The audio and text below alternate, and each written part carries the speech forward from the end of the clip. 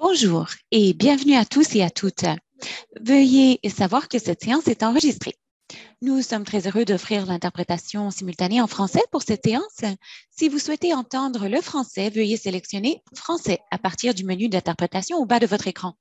Si à tout moment vous avez besoin d'aide pendant ce webinaire, vous pouvez communiquer avec un de nos spécialistes techniques grâce à la fonction de clavardage. Je suis Marianne Darpino, vice-présidente des programmes et des transformations des systèmes à Excellence en Santé Canada, très heureuse d'animer la séance d'aujourd'hui. Excellence en Santé Canada est un nouvel organisme lancé plus tôt cette année qui se consacre sans relâche à l'amélioration des soins de santé avec et pour tous au Canada. Notre série Plein Feu est l'occasion d'avoir des discussions ciblées et constructives et d'explorer des solutions visant à avoir des améliorations pérennes, tandis que nous cherchons à façonner l'avenir de nos soins de santé pour une plus grande qualité, une plus grande sécurité. L'épisode d'aujourd'hui s'intitule Cheminement en chirurgie de récupération optimisée Canada. Un plus pour les patients, les prestataires et la reprise post-pandémie. J'aimerais commencer par reconnaître que nous nous réunissons sur un territoire habité par des peuples autochtones depuis le début des temps. Plus précisément, je reconnais que j'anime cette séance depuis Bolton, en Ontario, le territoire traditionnel des peuples Anishinaabeg, Huron-Wendat, Haudenosaunee, Chippewa, Ojibwe et également des Métis. Ce territoire est couvert par les traités du Haut-Canada. Nous vous invitons à partager vos questions et observations pendant le webinaire d'aujourd'hui grâce à la boîte de clavardage en anglais ou en français. Nous ferons de notre mieux pour y répondre et nous vous encourageons aussi à répondre vous aussi dans les questions que vous relèverez dans la boîte de clavardage.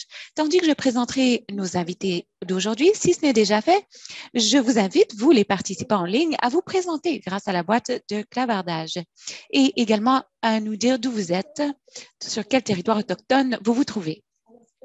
Pour commencer, chacun de nos conférenciers invités parlera un peu de lui ou de elle et parlera de son parcours chirurgical. Alors, je suis très heureuse aujourd'hui de souhaiter la bienvenue au Dr Claude Laflamme qui préside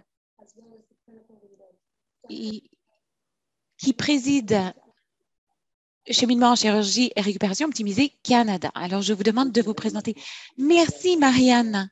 Et bienvenue à tous nos participants. Je suis Claude Laflamme, anesthésiste à Sunnybrook Health Sciences. Et je dirais que depuis une quinzaine d'années, je participe à l'amélioration de la qualité. Et nous travaillons très fort à la réduction des infections au site chirurgical. Nous avons fait d'excellents travaux. Nous avons changé des pratiques dans certains endroits. Mais grâce à cette stratégie, nous avons surtout créé des centres d'excellence. Mais ça n'était pas homogène. Donc, on s'est dit, comment veiller à ce que l'amélioration de la qualité soit rendue disponible pour tous? Et lorsqu'on a eu cette réflexion, c'est à ce moment-là qu'on avait de plus en plus de publications internationales qui soutenaient les mêmes efforts. Donc, il nous fallait créer un organisme international. C'est pourquoi nous avons créé Récupération Optimisée Canada, que j'ai la grande chance de présider depuis sa création. Marianne. Merci, Claude. Ensuite, Gilles Robert, qui est directrice provinciale principale des réseaux cliniques stratégiques de chirurgie et de santé des os et des articulations auprès de Alberta Health Services. Jill, à vous.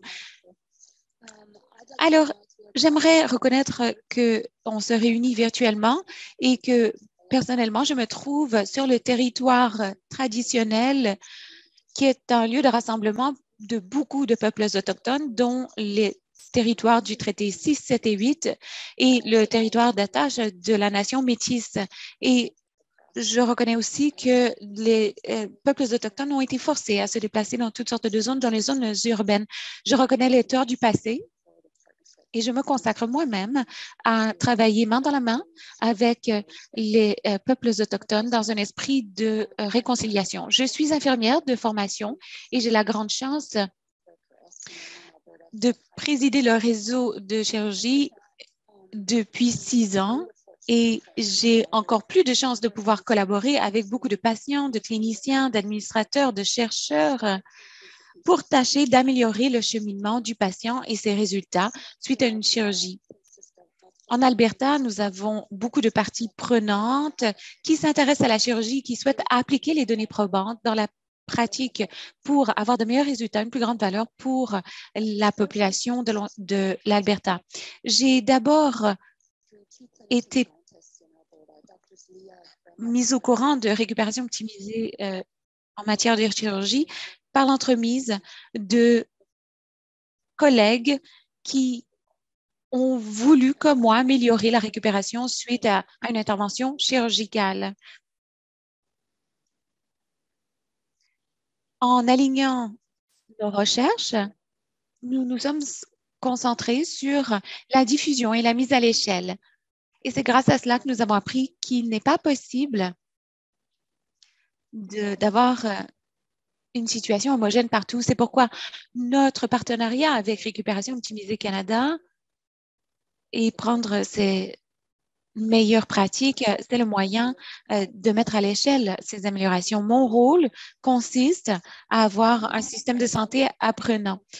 Comme le docteur Laflamme le disait, nous n'avons pas encore atteint l'excellence. Alors, mon rôle consiste à avoir une mise à l'échelle vraiment à la grandeur de la province de ces améliorations que nous décidons partout. Merci. Merci, Jill. Ensuite, Sandra Lavigne, qui est coordonnatrice ERS à Bathurst, au Nouveau-Brunswick. Elle a participé à notre récent projet d'amélioration de la sécurité des cheminements en chirurgie. Bonjour, alors je suis Sandra Lavigne et donc je reconnais que je me trouve sur le territoire ancestral des Wolastoqey, Mi'kmaq et les peuples Pusnama-Makari. Nous cherchons à nous réconcilier avec l'ensemble des peuples de cette province dans le but de travailler et de vivre en harmonie ensemble. Alors, ma famille me tient beaucoup à cœur. Mon mari et moi avons 4 filles et dans mes temps libres, je travaille. J'ai un parcours très diversifié. D'abord, j'ai fait un programme dans la gestion forestière et en 2008, j'ai obtenu mon baccalauréat en sciences infirmières et je suis infirmière autorisée à l'hôpital de Bathurst depuis. Je suis surtout infirmière au chevet dans le secteur chirurgical et néonatal. En février 2018, lorsqu'on m'a parlé de la récupération optimisée, j'ai été approchée par le réseau de santé Vitalité et par le réseau anglophone qui me permet de simultanément coordonner les programmes de cheminement en chirurgie dans 4 hôpitaux. En avril 2019, notre petit groupe a eu beaucoup de chance. Il a fait partie d'un groupe de 17 hôpitaux qui ont été choisis par le projet d'optimisation de la sécurité de Récupération Optimisée Canada. Et en 2020, on a eu notre tout premier patient inscrit au programme. On s'est concentré surtout sur les programmes du cancer colorectal, mais nous examinons aussi d'autres parcours chirurgicaux comme l'orthopédie à présent. Merci de m'avoir invité. Merci. À présent, nous avons le docteur Pascal-André Venditoli, chirurgien orthopédique à l'hôpital Maisonneuve-Rosemont de Montréal. Il est l'auteur principal de ERC, Orthopedic Clinical Pathway. Veuillez vous présenter, docteur Venditoli. Merci, Madame Darpino. Très heureux d'être des vôtres. À titre de chirurgien orthopédiste et de chercheur clinique depuis 20 ans, j'ai tâché de trouver le meilleur moyen d'améliorer les résultats pour mes patients. Et au fil des ans, on fait face à des difficultés, évidemment, et on était arrivé au stade où, pour faire des chirurgies d'un jour, il fallait mettre en œuvre les principes de récupération optimisée, qu'on appelle ERAS, ERAS. Et donc, nous avons eu notre tout premier patient ERAS en 2016 et nous avons mis en place un protocole tout à fait distinct qui a très bien réussi. Et j'ai eu beaucoup de chance de rencontrer Claude Laflamme de Récupération Optimisée Canada. Et donc, nous avons mis en place le parcours clinique actuelle qui est le cheminement reconnu par tous. J'ai donc piloté l'établissement de ce cheminement et je serais très heureux de partager avec vous les résultats de ces travaux et discuter des détails. Merci. Merci et bienvenue. Enfin, nous avons Serge Corbeil, qui est un patient qui a une expérience vécue, qui a une intervention chirurgicale où on mettait en place les meilleures pratiques de la récupération, RAS, tel qu'on l'appelle. Dites-nous quelques mots sur vous, Serge. Alors, j'ai beaucoup de chance d'avoir trouvé le docteur Venditoli et d'avoir été accepté dans son protocole. J'ai fait remplacer ma hanche gauche avec le protocole. Et ce que je peux dire, c'est que c'est formidable. Depuis, je peux marcher, je peux faire tout ce que je veux sans douleur. C'est tellement efficace que je n'ai pas besoin de prendre d'antidouleur, d'analgésique, jamais. Le seul problème, c'est que maintenant, je dois faire mes propres sandwichs. Non, je rigole, bon. Mais non, c'est formidable. J'enseigne la technologie à l'université. Il faut être beaucoup debout et j'étais incapable de rester debout car mes hanches me lâchaient. J'étais toujours endolorie et j'étais un peu craintive parce que c'était une opération importante. Alors, la première opération m'a un peu inquiétée, mais tout s'est tellement bien passé, même si je me rappelle que lorsqu'on m'a demandé d'entrer dans le théâtre opératoire, j'étais ou la salle d'opération, j'ai été prise en charge. Je me suis sentie vraiment entre bonnes mains. J'ai même, moi, essayé de calmer quelqu'un qui devait subir une intervention chirurgicale. Le même médecin devait l'opérer. Le docteur Venditoli, c'est moi qui lui ai dit, ça s'est tellement bien passé, il ne faut pas s'inquiéter. C'est un privilège pour moi que d'avoir été choisi pour faire partie de ce protocole. Que dire, je suis un homme heureux. Et je n'oublierai jamais le fait que le docteur Venditoli est responsable d'avoir changé ma vie. Je peux marcher comme auparavant. Alors voilà. Merci. Merci Serge et bienvenue à vous tous.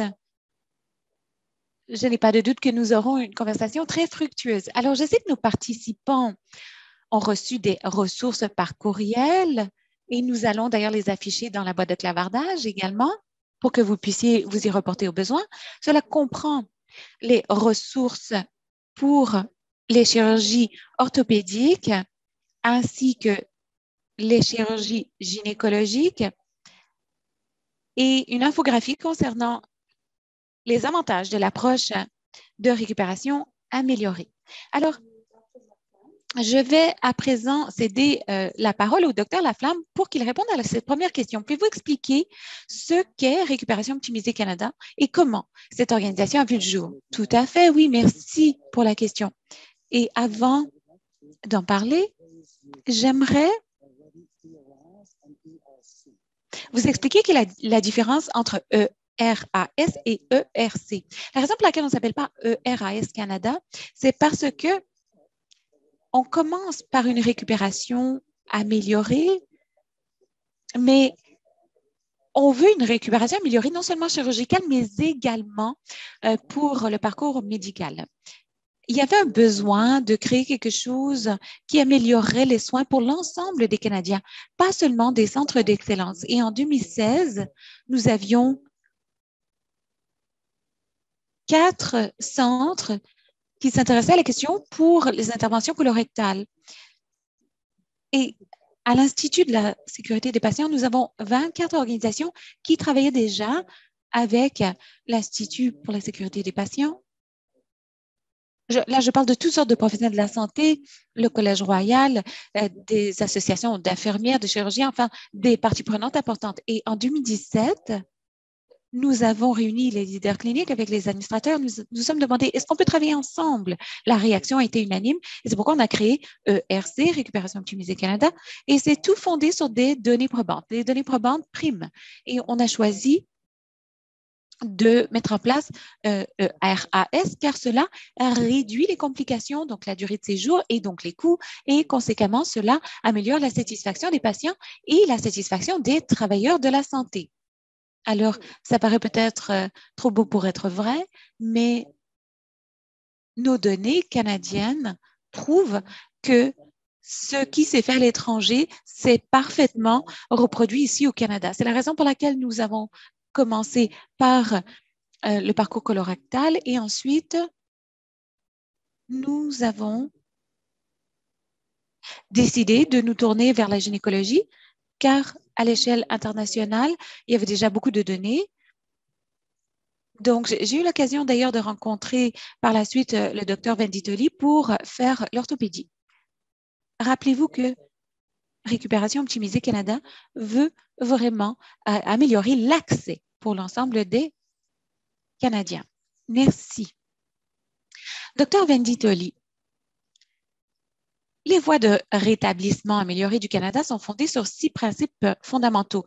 Il s'agit de la participation du patient et de sa famille, la gestion de la douleur, de la nutrition, de la gestion des fluides et les meilleures pratiques chirurgicales. Comment le parcours pour le remplacement de la hanche ou l'arthroplastie est-il différent qu'auparavant? Pourquoi est-ce si important? Eh bien, comme vous le savez, les remplacements de la hanche et du genou sont reconnus comme un des moyens d'améliorer la vie, un des 2 moyens les plus reconnus pour améliorer la vie, mais il y avait encore beaucoup de place à l'amélioration. Et depuis une vingtaine d'années, on cherchait des solutions pour améliorer les résultats des patients. On avait certaines réussites, mais on avait atteint un plateau et il était impossible d'aller plus loin. C'est pourquoi en 2015, on a voulu faire des remplacements de la hanche et du genou en clinique externe pour améliorer la sécurité du patient pour que celui-ci puisse rentrer à la maison le même jour. Il fallait donc essayer de trouver d'autres parcours. Les principes de l'amélioration de la récupération sont devenus la solution idéale. Mais la différence entre nos parcours conventionnels et le parcours RAS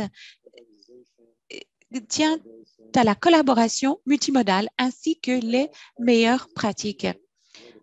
Le parcours ERAS est un parcours dans le cadre duquel les résultats du patient sont au centre des interventions. Il faut une standardisation de l'intervention du choix du patient, les techniques d'anesthésie, les techniques de chirurgie, de physiothérapie. Chaque professionnel doit abandonner une partie de son autonomie pour suivre les pratiques exemplaires du parcours. La mise en œuvre du parcours ERAS dans nos centres signifiait qu'il fallait être confronté à une certaine résistance car les gens n'aiment pas le changement. Par exemple, pour la participation du patient, il a fallu créer des documents et des classes préopératoires où le patient est renseigné par rapport à ce qui se passera pendant le processus. L'optimisation du patient préopératoire était nécessaire et des lignes directrices ont été mises en place. Les patients sont encouragés à arrêter le tabagisme, réduire la consommation d'alcool, tous les facteurs de risque qui sont donc évalués. On avait un parcours de jeûne différent où le patient peut boire des liquides clear jusqu'à 2 heures avant l'intervention. On a géré la douleur différemment. Il a fallu, dans la salle de réveil, rassurer le patient d'après des nouvelles méthodes, dont des analgésiques oraux. On a demandé aux physiothérapeutes également d'être disponibles le soir de la chirurgie. Donc, cela signifiait des changements aux horaires. Voilà seulement quelques exemples. L'adoption totale du parcours ERAS comprend aussi beaucoup d'autres changements. Le plus important étant la volonté de l'ensemble de l'équipe d'être un partenaire du processus. Merci, Dr. Venditoli, d'avoir présenté ce parcours. À présent, je vais poser une question à Serge. Vous avez fait allusion à votre expérience, alors je me demandais si vous pourriez en dire plus. Vous avez subi 2 arthroplasties de la hanche grâce à ces pratiques exemplaires de récupération. Quelle a été cette expérience de votre point de vue? Comme je le disais plus tôt, d'abord, j'étais craintif au départ parce que c'est une intervention importante. Par ailleurs, j'ai trouvé que c'était plus facile pour la deuxième parce que j'avais déjà vécu la première. Pour revenir à la première expérience, vous savez, après la chirurgie, je suis sortie de l'hôpital debout. Ça, j'étais vraiment impressionnée. Et le physiothérapeute m'a suivi. Après, je n'ai j'ai compris quels étaient mes exercices. Elle m'a tout expliqué convenablement. Et on vous dit, bon, il faut faire religieusement ces exercices tous les jours. Et c'est ce que j'ai fait. Et je pense que cela a beaucoup aidé. Donc, je n'ai pas dû la consulter. Je pense que c'est ça, en fait, la clé du succès. Il faut s'occuper de soi-même après. Et donc, je n'ai pas eu besoin d'aller voir la physiothérapeute par la suite parce que je suivais le programme grâce à toute l'information que l'équipe m'avait donnée. Et par ailleurs, la deuxième intervention a été tellement facile, c'était vraiment comme claquer des doigts. Je ne sais pas quoi dire de plus. J'ai été vraiment épatée par tout le processus, du début à la fin. Et à présent, je suis un homme heureux. Je peux marcher. Je n'ai pas besoin de m'asseoir après avoir franchi 2 mètres parce que j'ai de la douleur. Je n'ai plus ressenti de douleur, pas même une fraction d'une seconde. Je suis vraiment très reconnaissant. Je ne sais pas quoi dire d'autre.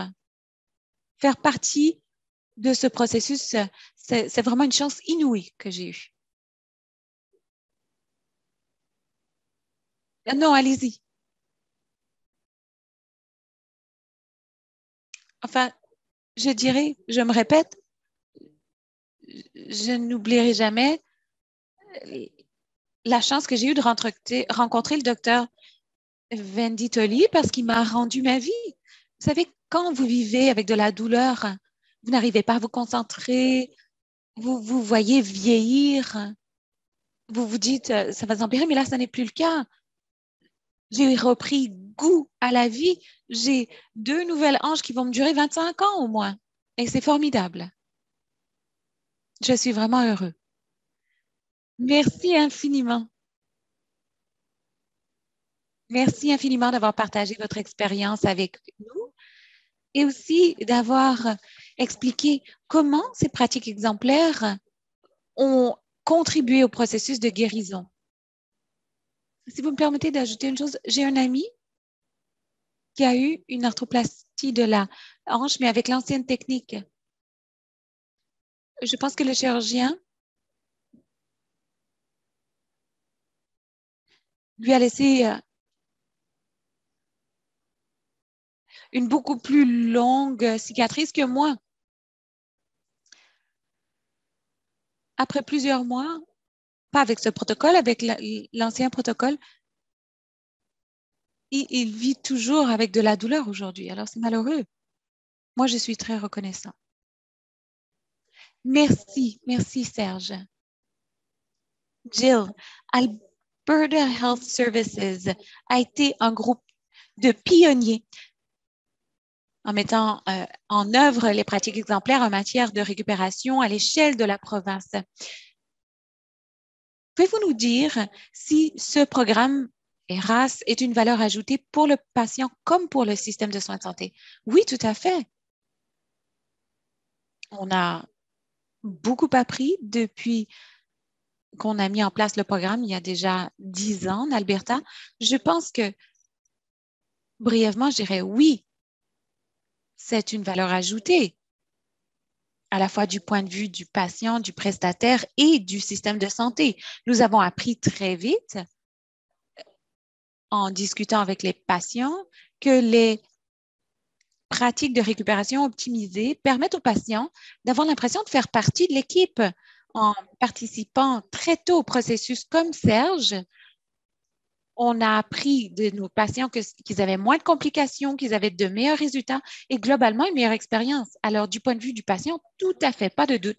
Du point de vue du système de santé, je pense que le travail de l'équipe ERAS, et d'ailleurs, je souhaite vous remercier pour le travail que vous faites tous les jours. Alors, nous venons de terminer la plus grande revue de la littérature concernant les pratiques exemplaires en matière d'intervention, de récupération optimisée. Et nos résultats nous montrent que la mise en œuvre d'un grand nombre de cheminements ERAS et des pratiques exemplaires pourraient créer des améliorations à l'échelle du système sur le plan de l'observance des traitements, mais également de la durée de séjour. Alors, nous avons appris qu'une approche scientifique de mise en œuvre porte fruit. Donc, aligner la recherche sur la pratique nous a permis de faire beaucoup de progrès. Nous avons étudié les obstacles et les facteurs favorables à la mise en œuvre au niveau du patient, du prestataire, de l'unité chirurgicale, à l'échelle de l'hôpital et au niveau du système. Et par cette entremise, nous avons pu adapter notre approche et nous avons découvert que l'adaptation à un hôpital universitaire, c'est très différent d'un petit hôpital communautaire. Et donc, je pense que cela rejoint ce que disait le docteur Laflamme, c'est-à-dire qu'il faut améliorer l'accessibilité à ces pratiques dans les plus petits centres. Mon travail consiste à jouer un rôle dans l'élimination de ces obstacles pour les patients. Globalement, je pense que nous avons appris qu'on ne peut pas mettre à l'échelle tous les éléments des races, c'est-à-dire qu'il y a des différences entre les programmes chirurgicaux ruraux et urbains. Et l'adaptation de l'approche nous permet d'avoir un rayonnement beaucoup plus large. On y a fait allusion, on parle souvent du quadruple objectif, améliorer l'expérience du patient, la satisfaction du prestataire, améliorer les résultats de santé, ainsi que la durabilité financière. Alors, tandis que nous tâchons de nous concentrer sur ces quatre objectifs, je pense que comme leader, on fait souvent les choses à l'envers, c'est-à-dire que nos priorités sont erronées. On se concentre d'abord sur le budget, car c'est là-dessus qu'on doit rendre des comptes. On cherche des économies, des efficiences, tout du point de vue financier en vue de contenir l'augmentation des coûts. Mais la récupération optimisée m'a appris que si on se concentre d'abord sur le patient et ses résultats, les économies en découlent. L'équipe ERAS Alberta l'a prouvé. On a récemment fait une analyse économique sur 10 000 patients qui ont suivi ces cheminements ERAS dans divers hôpitaux de la province et on a pu montrer un rendement sur le capital investi de 7,3, c'est-à-dire pour chaque dollar qu'on a investi dans le programme à la mise en œuvre de cette récupération optimisée, cela nous a donné 7,3 dollars en rendement, ce qui signifie que la mise en œuvre d'ERAS nous a permis d'épargner de l'argent en Alberta.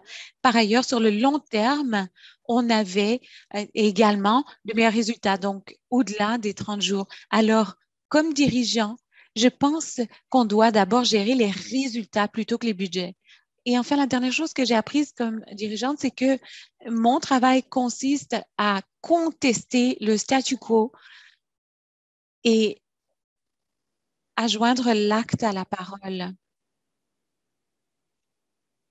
Il y a encore des cloisons dans nos systèmes et nos interventions conventionnelles en matière de chirurgie demeurent très enracinées. On se concentre sur des pratiques individuelles plutôt que sur le patient et l'ensemble de l'équipe qui crée l'expérience du patient et qui nous permettent d'avoir de meilleurs résultats pour le patient. Un exemple classique, à mon avis, à l'échelle du pays et sinon de la planète, c'est les lignes de jeûne, lignes directrices de jeûne. On pense du point de vue du prestataire du système que c'est plus efficace que tout le monde jeûne dès minuit la veille, même si on a des décennies de données probantes qui disent qu'il faut avoir des pratiques davantage centrées sur le patient, tel que décrit dans le protocole ERAS.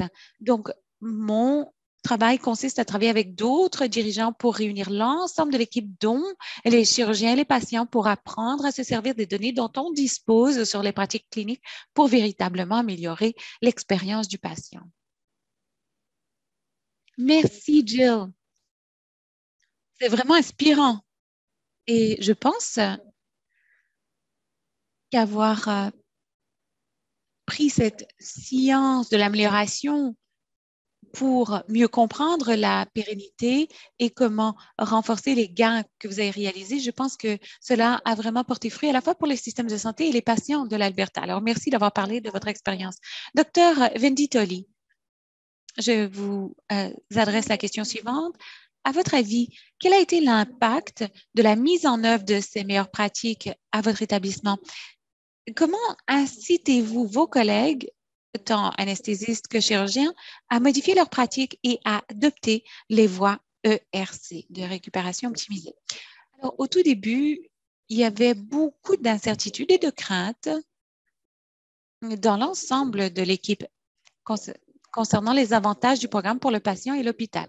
Cela dit, les avantages ont été tellement impressionnants que la majorité des gens ont reconnu la valeur des efforts de l'équipe. Les patients se sentaient moins nauséeux, avaient moins de douleurs, ont marché plus vite, avaient moins d'effets secondaires des médicaments. Donc, leur évolution après la chirurgie était très favorable. Et tout le monde qui avait vécu les anciennes méthodes de remplacement de la hanche et du genou comme professionnel a été épaté par ces changements. Alors, ça a été vraiment gratifiant pour l'équipe. Mais étant donné que la majorité des professionnels travaillent de manière isolée, c'est très important d'expliquer comment ces réalisations se répercutent sur les patients. Par exemple, si je vois un patient 6 semaines après une intervention chirurgicale qui est très content de sa récupération, qui peut reprendre le travail, qui peut reprendre ses loisirs. Bon, moi, ce que j'ai fait, c'est que j'ai pris des vidéos et je les ai envoyées aux anesthésistes pour leur faire savoir que l'effort qu'il a fallu consacrer pour changer les pratiques, pour avoir des techniques un peu plus complexes, avait beaucoup de valeur pour le patient. C'est très important de communiquer cette rétroaction des patients à l'ensemble de l'équipe. Le programme de clinique externe d'ERAS nous a permis, entre autres pendant la pandémie, de continuer de prodiguer des services aux patients, tandis que la majorité des hôpitaux ne pouvaient plus faire de chirurgie dans le centre hospitalier. Nous, au centre, en clinique externe, nous pouvions toujours faire des remplacements du genou et de la hanche. Donc, on a aussi épargné beaucoup de nuitées à l'hôpital. Les épargnes de coûts pour les hôpitaux, ça représente 1 500 $ par remplacement total de la hanche ou du genou. Alors, ça représente des épargnes colossales pour l'hôpital. Alors, l'investissement en temps et en argent et en énergie est compensé par ces réalisations. Mais le plus important pour moi, c'est de voir le patient et la satisfaction des patients après la chirurgie. Ils reprennent leurs activités normales, ils reprennent le collier beaucoup plus rapidement. Donc, ils sont de nouveau actifs en société. Par ailleurs, on a eu 50% de réduction des événements indésirables. Donc, la charge de travail pour l'hôpital est diminuée. C'est-à-dire qu'on n'a pas besoin de s'occuper de toutes ces complications. Les patients n'ont pas besoin de retourner aux unités d'urgence, n'ont pas besoin de prendre plus de médicaments.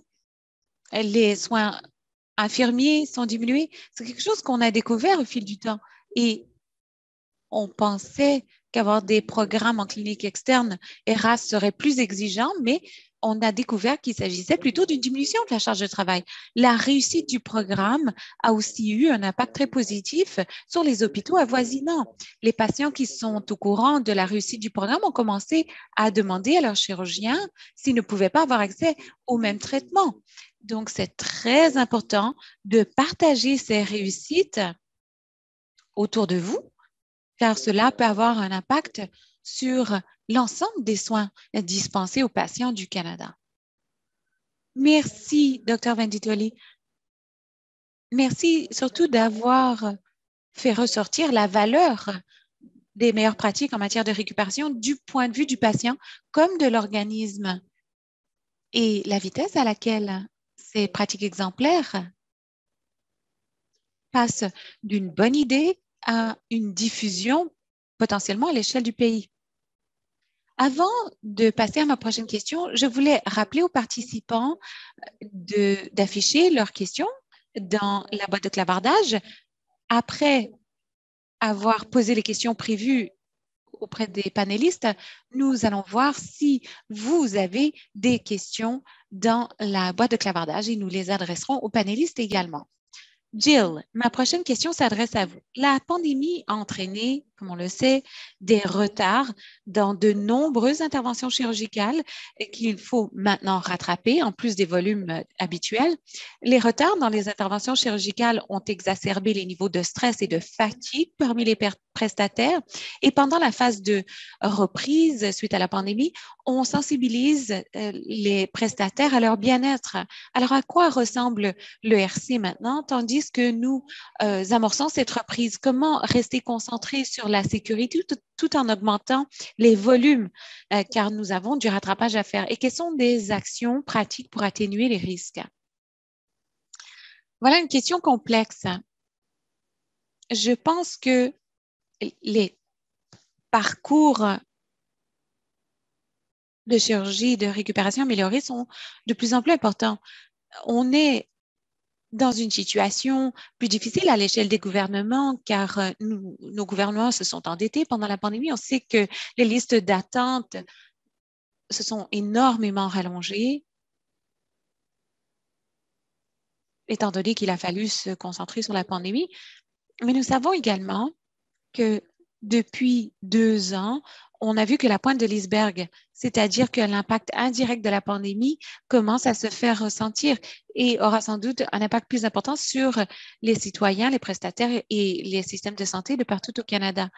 Mais comme on le disait, comme on l'a entendu, on sait que une récupération optimisée réduit les complications, réduit la durée de séjour, améliore l'expérience du patient comme du prestataire. Alors, je pense que se concentrer sur le patient, l'équipe de soins et la mise en œuvre de pratiques de récupération optimisée, c'est vraiment la voie de la reprise.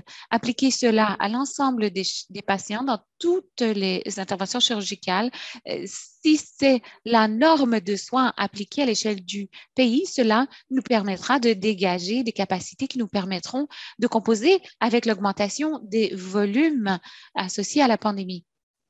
Pour atténuer les risques, comme je le disais, il faut surtout surveiller, garder un œil sur les résultats à l'échelle de l'équipe du site et du système.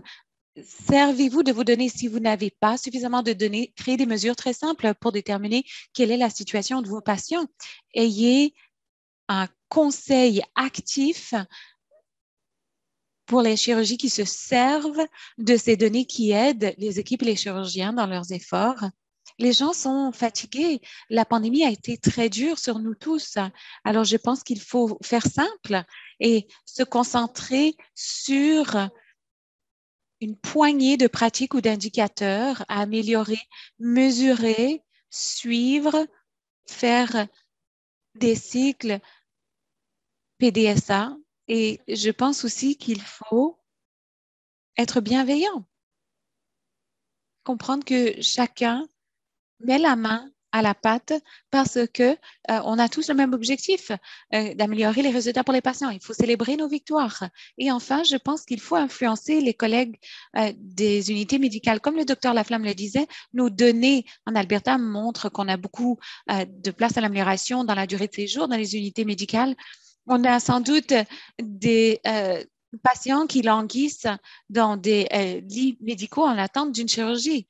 Alors, je pense qu'on pourrait appliquer un bon nombre de ces pratiques exemplaires aux unités médicales. C'est ce qui nous permettra de dégager davantage de capacité dans le domaine chirurgical. Alors, voilà certaines de mes réflexions. Merci, Jill. Ce sont d'excellents conseils pour nous tous. Sandra, à présent, je me tourne vers vous. La pandémie a entraîné un certain nombre de changements dans les pratiques de soins de santé.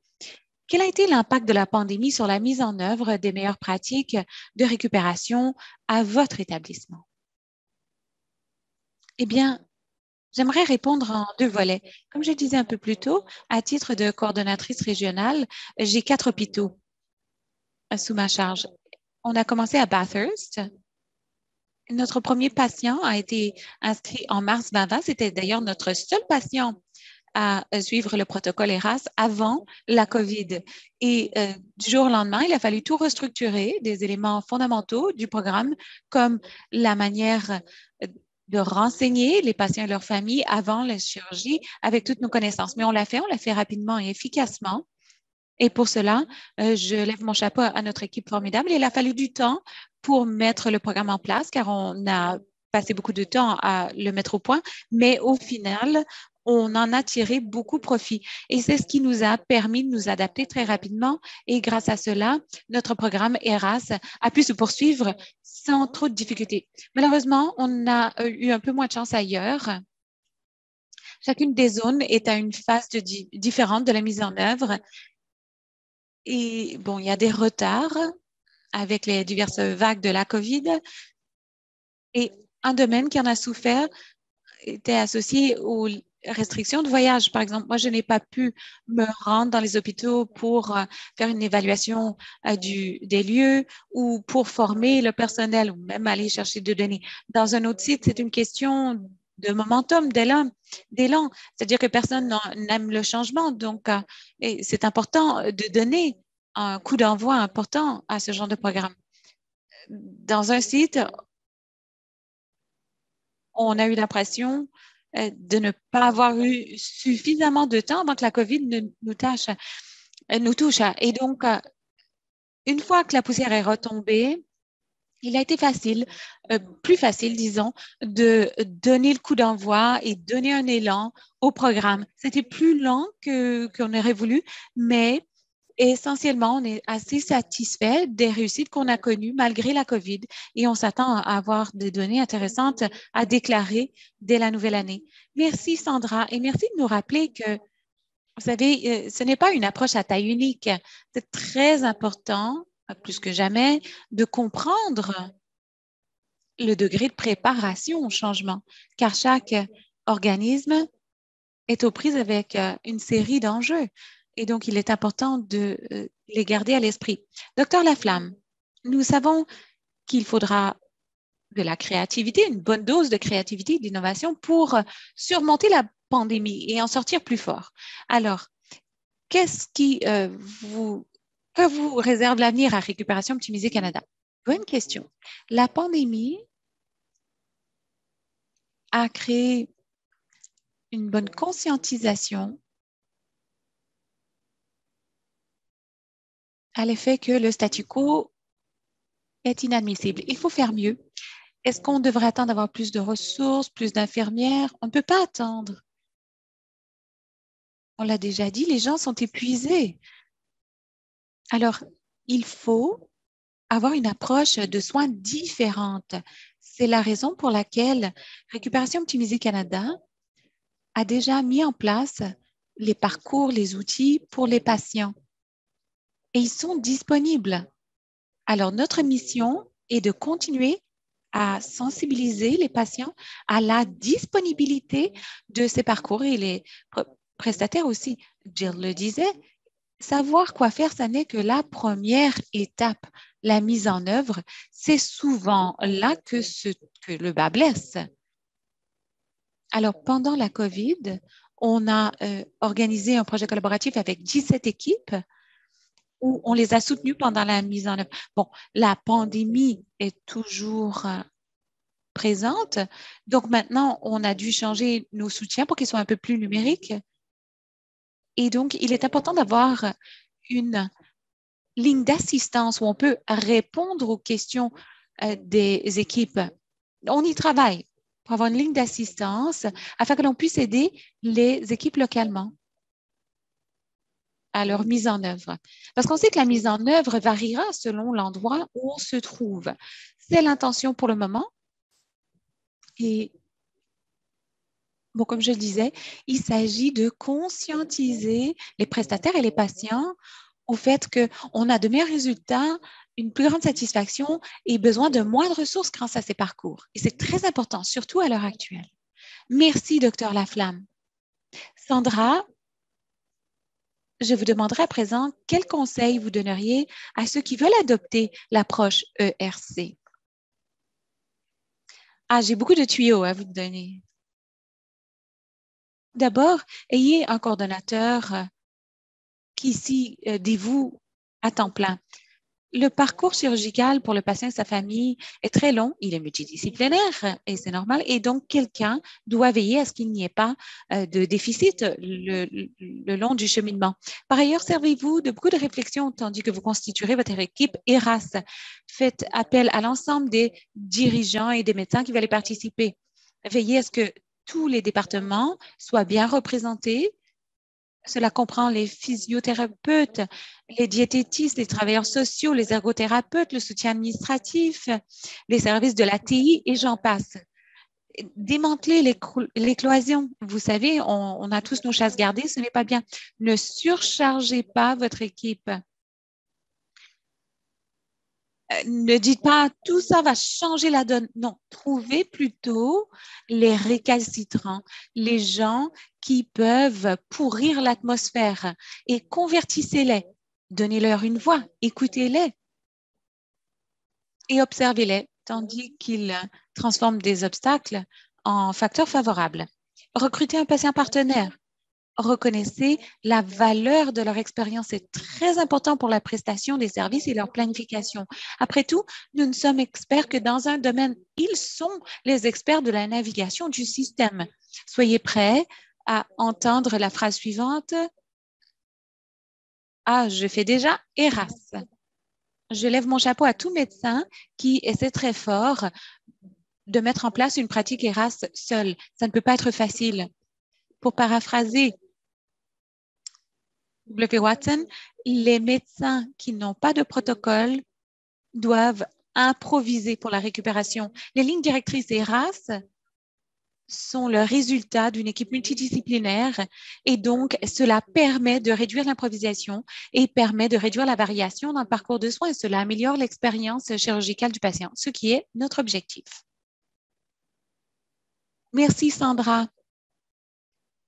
Excellent tremplin vers ma prochaine question que j'adresse à Serge. Alors, Serge, je vous pose une question similaire. Quel conseil donneriez-vous à d'autres personnes qui se préparent à une intervention chirurgicale grâce à ces pratiques améliorées de récupération? C'est facile, mais faites ce qu'on vous dit. Participez, parce que le patient fait partie du processus. Beaucoup de gens que je connais ne font pas leur exercice après coup. Et ça, c'est grave.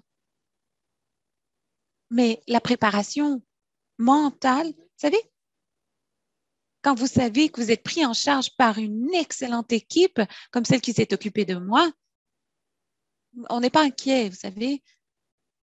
On sait que cette équipe fait très bien son travail. Alors, ne craignez rien. Comme je disais plus tôt, j'avais quelqu'un à côté de moi lorsque j'étais au centre qui était très inquiet. J'ai pu le rassurer. J'ai dit non, vous inquiétez pas, on sent rien, pas de douleur. Préparez-vous mentalement, c'est tout. Car vous savez que vous serez bien prise en charge. Mais moi, j'ai eu beaucoup de chance. Je me répète, je le sais, mais je n'oublierai jamais ce que cette équipe formidable a fait pour moi, à 2 reprises. Même 3 jours après l'intervention, je ne me servais plus de mes béquilles. Je faisais attention parce que je ne voulais pas faire un faux mouvement. Mais comment dire, il faut s'investir dans ces soins. Ça serait malheureux de gaspiller ce talent formidable de ces équipes en ne faisant pas les exercices. C'est vraiment malheureux parce que vous faites partie du processus. Alors, vous devez vous prendre en charge aussi. Lorsque j'ai fait mes exercices, un peu tous les jours, j'en faisais un peu plus et je m'améliorais. Je me voyais m'améliorer tous les jours. Et maintenant, 2 ans plus tard, j'ai oublié que j'avais 2 hanches artificielles. Je ne me rappelle plus même la douleur que je ressentais. je ne me rappelle plus avoir ressenti de la douleur parce que toute cette douleur est tellement loin derrière moi. Et j'espère que je serai comme ça jusqu'à l'âge de 100 ans. Merci, Serge, et merci d'avoir partagé votre expérience. On a beaucoup de chance d'avoir quelqu'un comme vous qui a une expérience vraiment positive et qui puisse parler avec tant de confiance, que vous puissiez justement aider d'autres patients, les rassurer et que vous ayez une si grande confiance dans le parcours de récupération optimisé. Alors, merci et merci à chacun d'entre vous pour cette conversation vraiment stimulante qui nous a permis de trouver des solutions vraiment innovantes à l'expérience chirurgicale de plusieurs points de vue. Nous avons des questions qui nous sont adressées dans la boîte de clavardage. Nous avons quelques minutes, ce qui est formidable. Alors, je vais passer aux questions de nos participants. Une question qui s'adresse à Pascal de Maggie. Comment vous adressez-vous aux patients ou aux familles dont l'anglais n'est pas la langue maternelle? Eh bien, à Montréal, c'est une ville bilingue. La majorité des gens parlent anglais ou français.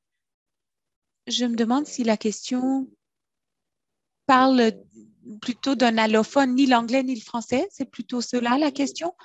Bon, généralement, on offre l'information avec un interprète au besoin, mais on veille à ce que le patient et la famille comprennent bien. Et si ce n'est pas possible d'avoir leur compréhension complète, dans ce cas, on ne choisit pas ce patient comme patient en clinique externe. Mais ce patient pourrait quand même avoir un parcours ERAS. Le parcours ERAS ne devrait pas être une exclusivité externe. Tout le monde devrait pouvoir profiter d'un programme ERAS en milieu hospitalier comme en milieu externe. Formidable, merci. De Pam, et j'adresse la question de nouveau à Pascal, mais peut-être que d'autres voudront répondre. En réaction aux observations de Serge concernant la douleur, est-ce que ERAS sera élargi à la préadmission? Je pense à l'optimisation préchirurgicale, l'information, le counseling concernant la douleur et les symptômes. Par exemple, pour les personnes qui languissent dans des listes d'attente. Je ne suis pas certaine d'avoir compris la question. Dans la période préopératoire, oui, il est important d'expliquer aux patients ce qui se passera après la chirurgie. S'ils ont beaucoup de douleur, on recommande qu'ils réduisent l'utilisation des opioïdes avant la chirurgie, car on sait que la consommation d'opioïdes avant la chirurgie peut avoir un impact négatif, délétère sur la récupération post-chirurgicale. On renseigne le patient à l'avance. Il faut lui expliquer ce qu'il ressentira après la chirurgie, car la majorité des gens sont craintifs. Ils craignent de la douleur parce qu'ils ont entendu parler d'autres personnes qui ont vécu une mauvaise expérience. Or, il faut les rassurer à l'effet que, avec le programme ERAS, la douleur devrait être très tolérable et même minime. Alors, lorsqu'ils seront dans la salle de récupération, tout l'aspect psychologique devrait être déconstruit. C'est-à-dire que les gens souvent pensent qu'ils vont ressentir une douleur vive quelques minutes après la chirurgie, mais ce n'est pas le cas. Alors, il faut vraiment expliquer ce à quoi on peut s'attendre. Et si on a des témoignages de patients, des patients qui ont une expérience positive, c'est très utile de communiquer ces expériences avec les nouveaux patients. Merci. Merci. Claude, je vois que vous avez levé la main. Voulez-vous dire quelque chose? Oui, je voulais simplement faire une observation au sujet des langues. Si vous consultez le lien qu'on vous a envoyé. Les documents pour les patients sont en français et en anglais, mais la version numérique a une traduction dans 20 langues, les langues les plus fréquemment parlées au Canada. Alors, vous devriez être capable de trouver des directives pour les patients, directives préopératoires, post-opératoires dans leur langue. Donc, dans une de ces 20 langues, en plus du français et de l'anglais. Merci, formidable. Alors, nous avons le temps de prendre une dernière question. Alors, celle-ci provient d'Alissa. Alors, je vais l'adresser à Jill. On se demande si AHS a publié son projet de recherche que vous évoquiez. On cherche des directives pour le remplacement de la hanche et du genou en clinique externe. Oui, tout à fait. Nous avons un parcours provincial et nous avons un comité provincial. D'ailleurs, je pense que le Dr Pierce est ici. Il co-préside ce comité au nom de nous tous dans la province. Et essentiellement, ils examinent toutes les données annuellement et ils examinent le parcours du stade préopératoire jusqu'à la récupération. Et cette année, on se concentre beaucoup sur l'arthroplastie externe. Donc, oui, tout à fait. Je pourrais vous donner cette information, Alissa. Les publications que j'évoquais un peu plus tôt, on n'a pas étudié les populations d'arthroplastie précisément, mais nous avons d'autres publications. C'était une première tentative dans ce travail pan-provincial et donc ce sont eux les pionniers qui nous ont expliqué comment faire cela pour les autres programmes chirurgicaux. Donc, il y a des publications quand même intéressantes que je pourrais communiquer avec vous. Je pourrais vous expliquer que je pourrais vous communiquer. Très brièvement, voilà la réponse. Merci d'avoir à faire de partager cette information. Alors, nous notons qu'il y a d'autres questions dans la boîte de clavardage également. Et donc, nous allons obtenir des réponses à ces questions et les envoyer par la suite. Envoyer les réponses. Alors, je souhaite vous remercier pour les conversations très intéressantes que nous avons eues. Nous espérons que vous avez trouvé cette séance éclairante.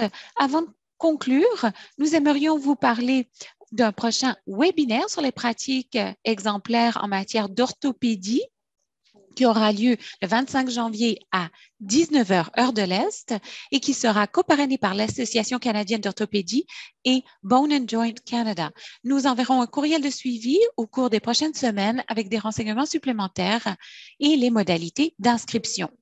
Vos commentaires nous sont très précieux pour la conception des séances futures. Nous vous demandons de prendre un petit moment pour nous dire ce que vous avez pensé de cette séance. Vous avez 2 questions qui apparaissent à l'écran. J'ai l'intention de partager ce que j'ai appris avec d'autres personnes et le webinaire m'a fourni des informations utiles.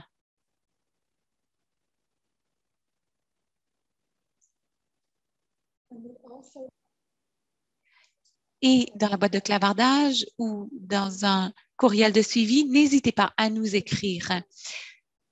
Alors, encore une fois, je tiens à remercier le Dr Claude Laflamme, Gilles Robert, Sandra Lavigne, Dr Pascal-André Venditoli et Serge Corbeil pour leurs excellentes réflexions aujourd'hui.